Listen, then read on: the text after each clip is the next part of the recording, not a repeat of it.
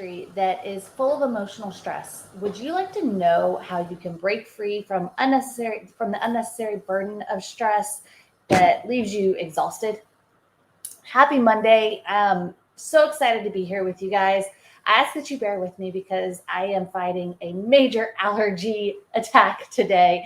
But I hope you guys are as excited to be here as I am and to kick off this week and embrace the secrets we're about to unlock to put you in the driver's seat for a stress-free week. Now, if you're joining me live this morning, then give me a live in the comments or give me a good morning. You guys know the drill. If you're watching the replay, then just comment replay. Just lets me know who's checking this out later in the day, who's getting their daily dose of Mindset Monday later in the day. Hope you guys had a fantastic weekend. Excited to be here. I think I've said that like 3 times now. Sorry, it's the allergy meds. Anywho, I'm going to click over, open up our comments now that we should be good and live here. But go ahead and pull up our comments so I can see everybody who's on here this morning. Oh, you guys have been busy. Good morning, everybody. All right. Thanks so much for hopping on with me this morning. So, what I want to talk today is our topic for today is the 5 secrets to leading a stress-free week. And we're going to kind of, dive right into it. So stress is what you make of it, right?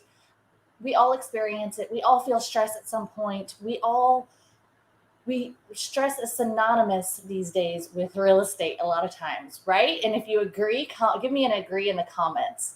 But stress is really what you make of it. And this week we're going to cover the 5 secrets to leading a stress-free week. So digging into that, number 1, focus on what you can control.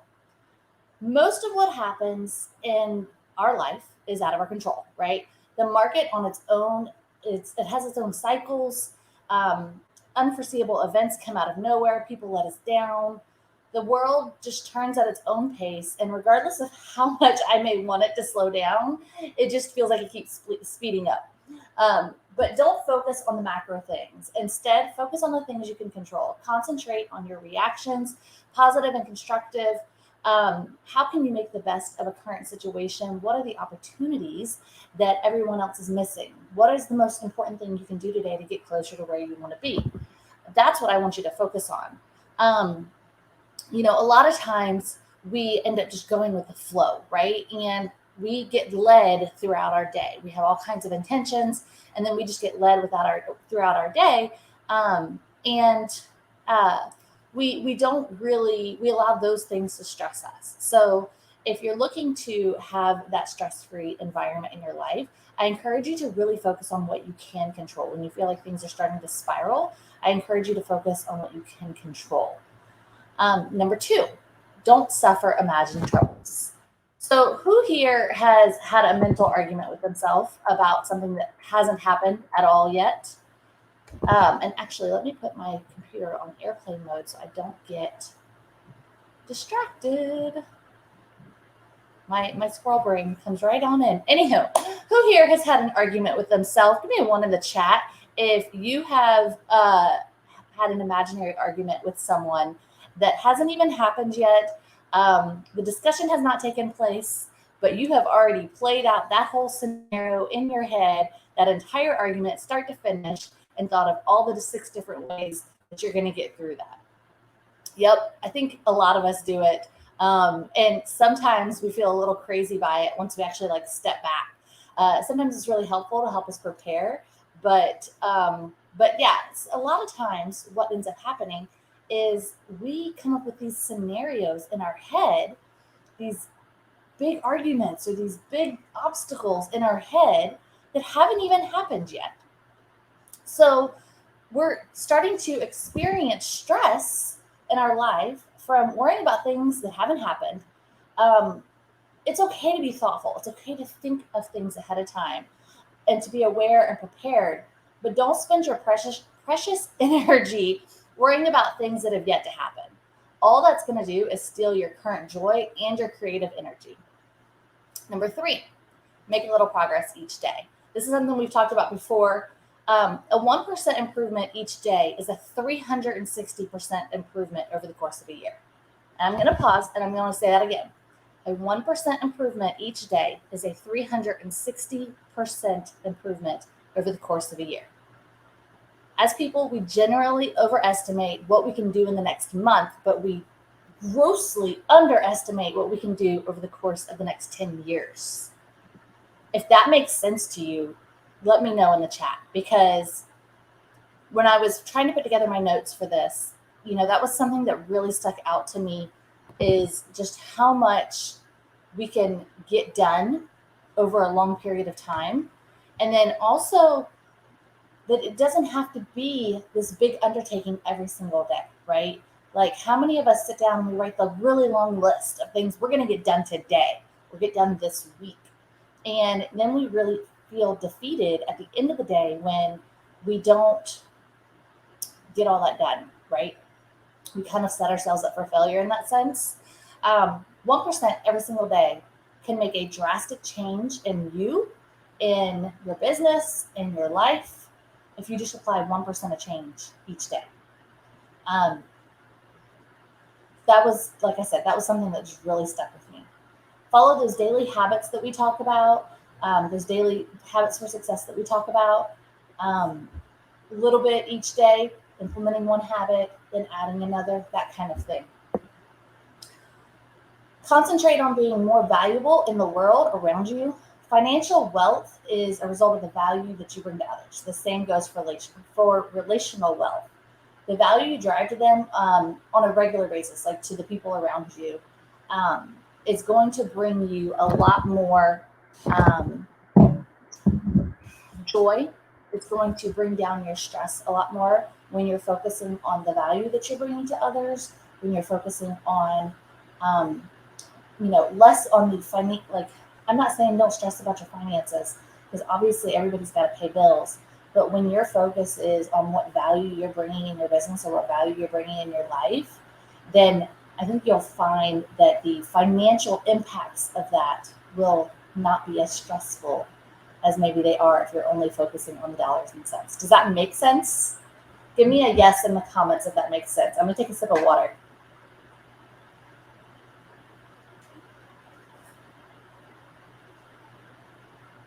My computer is doing funky things this morning. I've got like a little comment that keeps doing W's across the board.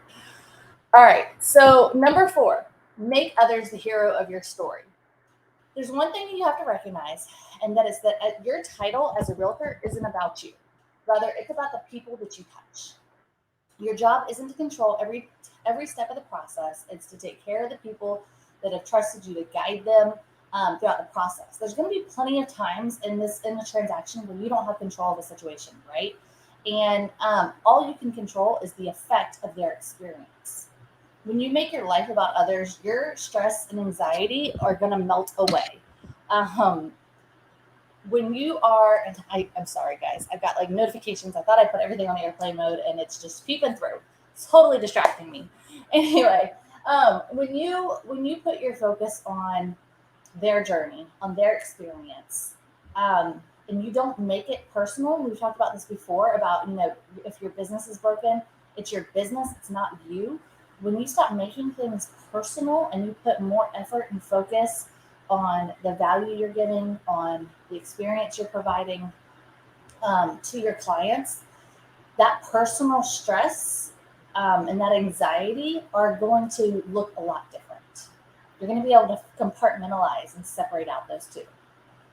Remember, you can be there for others, but don't leave yourself behind. It's okay to take time for yourself. It's okay to be there for yourself.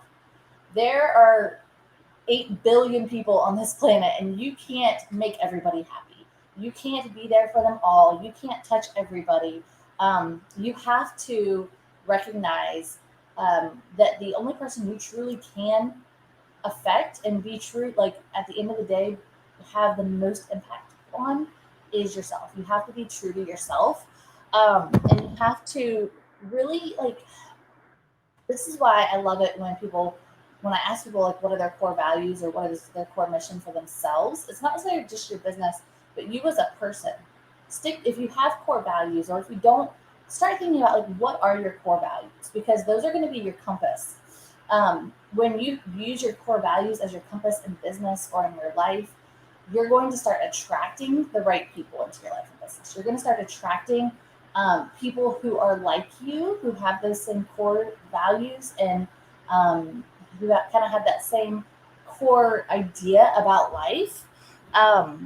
And when you start attracting people that are most like you, you're going to find that your business is a lot, um, what's the word I'm looking for? You're going to, when you start attracting people that are more likely, I think you'll find your business to be a lot more enjoyable because you're not trying to mix oil and vinegar, oil and water. I don't know. I don't remember the phrase. Does that make sense to you guys? And then number 5, um, we're going to get really morbid here for a second, but you are dying every day. And it's harsh. I'm sorry.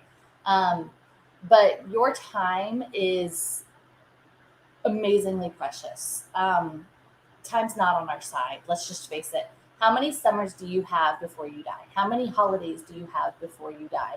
And do you want to spend the rest of your time staying stressed and worried about things that at the end of the day won't mean anything to you, or won't mean anything when you die? If you spend your next 75 summers stressing, is that going to mean anything when you actually die? Be intentional with your day. How do you choose to spend it? What's your legacy that you are choosing to leave? What are people going to remember you by when it comes to the end of your days? How do you want to be remembered? Invest in those things, and I think you'll be amazed at how fulfilling your life becomes. Your moments in life don't have to be defined by the stress of your hustle. I encourage you to take each day as a priority, to yourself, and recognize the impact that you can have on yourself and others when you keep those items in mind. I can go back through those 5 things as well if you guys want. And I'm also going to look through some of the comments as well. Lots of good mornings. I love it. You guys are up with the coffee this morning. Love it, love it, love it. Nancy said, I can attest to the fact that every day is precious. It truly is. It truly, truly is. Like, we don't think about it enough, I don't think. So I'm going to go back through those 5 things real quick, and I'm just scrolling through my notes here, so bear with me. Let's get back up here to the top. So number 1 was focus on what you can control. Remember, you can only handle what you can control. You cannot control the actions or feelings of others. Number 2 was don't suffer imagined trouble. So don't make things up in your head that haven't happened yet. Don't don't suffer imagined troubles. If it hasn't happened yet, don't let it overwork you. Be prepared, sure. Be aware, sure.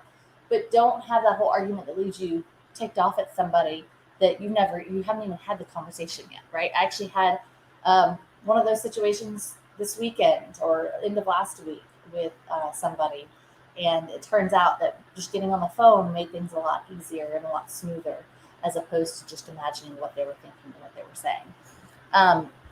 Number 3, make a little progress each day. My favorite quote of the day is a 1% improvement each day will give you a 360% improvement over the course of a year. So just 1% a day is all it takes to move the needle at a bare minimum.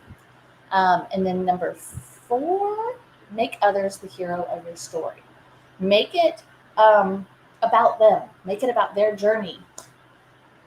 Like I said, your title as a realtor, and what you do isn't about you. It's about the people that you touch, and your job isn't to control every step of the process. So when you start making things about your clients, start making it about the people in your life, I think you'll find that that's going to be a lot more rewarding and be a lot more fulfilling as well.